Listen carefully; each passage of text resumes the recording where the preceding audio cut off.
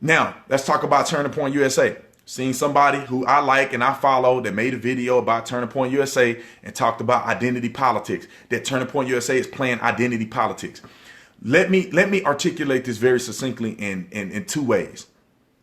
First of all, there's a difference between identity politics that are played on the left and regular American people who are seeing that groups of Americans are disenfranchised. There's a difference. Political correctness and somebody playing identity politics on the left is this. Going over here to this identity, black, white, gay, women, whispering in their ear and saying, hey, these people don't like you, but we're going to help you. They're trying to destroy you. We have these remedies for you, and we're going to do something for you. They go over here to this group of people. Hey, we're going to help you. They are against you. We are for you. Go you, go you, go you. They go to this group of people, and they are doing this strategically, maliciously to try to pit people against each other.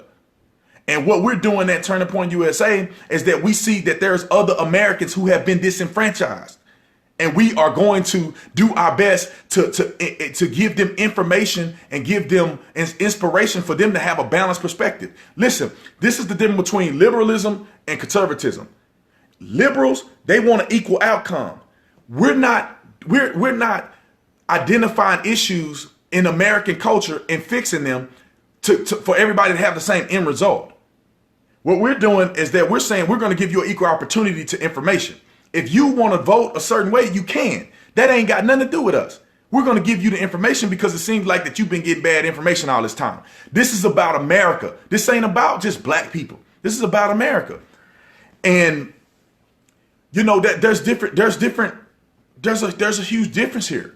And it saddened me to hear another conservative try to paint the picture that Turning Point USA is playing identity politics. And so this is another idea that I was thinking about. Now I'm like, I think that white people in America, not all, but generically speaking, if you look at the voting blocks, white people vote very balanced. You know, there's people in this world that want communism. Everybody that's on the left ain't just blindly on the left. Some people want a communist society. Some people think that handouts is the right way to do it. Some people want free college at the expense of millionaires. That some people really want that. Some people want capitalism. Some people feel like you don't work, you don't eat. There's a balance in the voting block for white Americans, when generically speaking. When you look at African Americans, you say, well, oh my God, 80-90% of people are one-sided. And when you somebody like me and you grew up in the black community, up in and around the black people your whole life, you realize that this ain't just, black people don't want socialism. Historically, black people are not on the left. Black people are on the right, for the most part. So we see a segment of our population as Americans who are being disenfranchised and given false information and who are being controlled in a vote. So what do? We say there's a problem here, and we're going to give people the most amount of information that we can to rectify this situation. That's not identity politics. And then you look at, when I talk about the voting blocks, you look at universities that are getting this conservative ideology and all this information. It's majority white colleges. Look at where Turning Point is at in these colleges. You count the colleges versus HBCUs. How many HBCUs are we at consistently? Okay, that means the demographic of American people are not getting information. It's not so much about race as it is about a demographic of Americans. So what do we try to do? We're going to try to get into HBCUs and get information out to these people who don't get information. So people say, well, why do you have a young black summit? Let me tell you this. And I like to use this analogy because I think it's appropriate. If you have a conference where 90% firefighters and you have 10% of police officers, culturally, firefighters and police officers have a different experience culturally. They're still first responders. They still have the same mission and goal in mind, is to save lives. But there's a different cultural dynamic. Not to say that police officers can't get nothing out of a conference that's 80-90% firefighters. But if you had a police conference, police officers can identify with other police officers more often. that conference will probably be a little more effective than trying to cram a few police officers in a conference full of firefighters. Does that mean that they're different? Does that mean that they're any less of first responders? No, it does not mean that.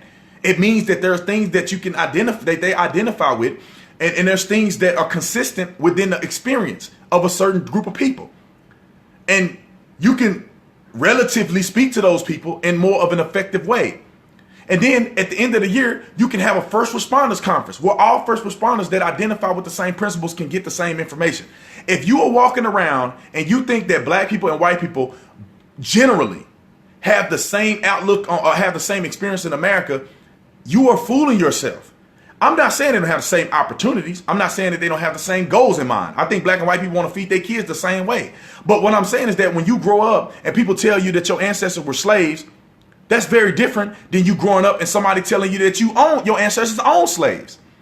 When you grow up in America and there's a historical proof or a historical fact that people that look like you and your ancestors were hanging from trees, that information alone that's being interjected into your life that you had nothing to do with, but it's being interjected into your life, is going to cause you to view the world in a different angle.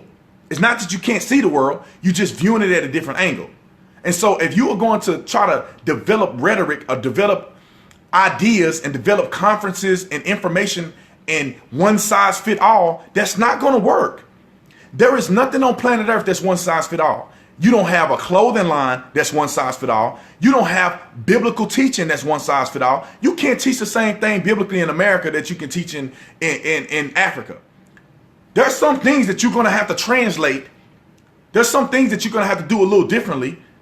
You may be able to critique people on what they're wearing in America and say, hey, you probably shouldn't wear a miniskirt with no underwear to a church in America. You go to Africa, some places in Africa, the dress code and culture is different. You're not going to be able to preach the same thing. You can preach the same truth, but you're not going to be able to do it in the same way worldwide. You may need to translate in a different language. Same thing with people in America that have different experiences.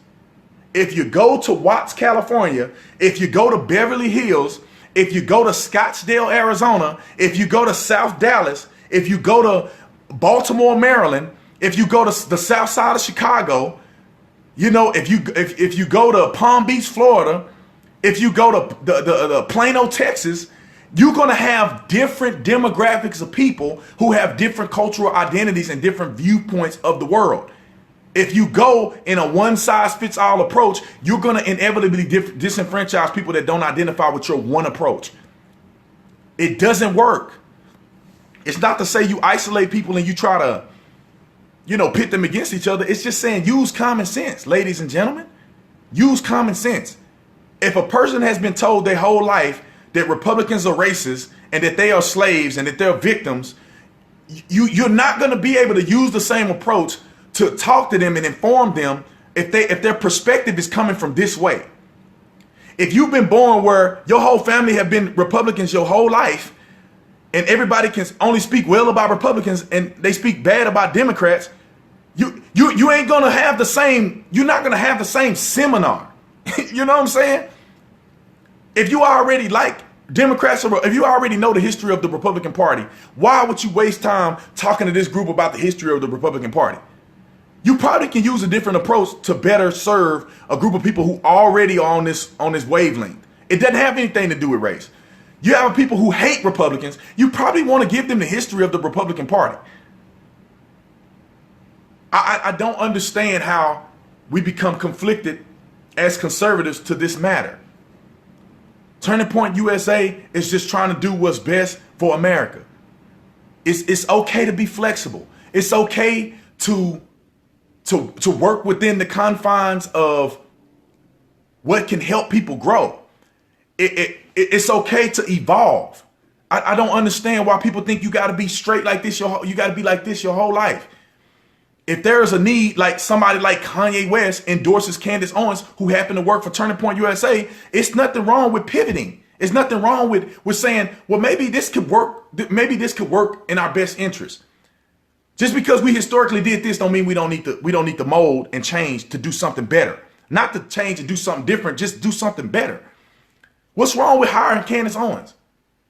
What's wrong with hiring African American people into the organization that can I wouldn't say help with diversity, but diversity of thought. Just so happen I'm black. But I have a diverse way of thinking. I'm different than Candace Owens. I'm not completely like a different person, but I think a little different than she do. We're not a monolith. We're not thinking exactly the same, and we talk the same, and we respond the same. We do different things. What's the problem with having two people with the same, going in the same direction that think differently, working together? I'm just saying.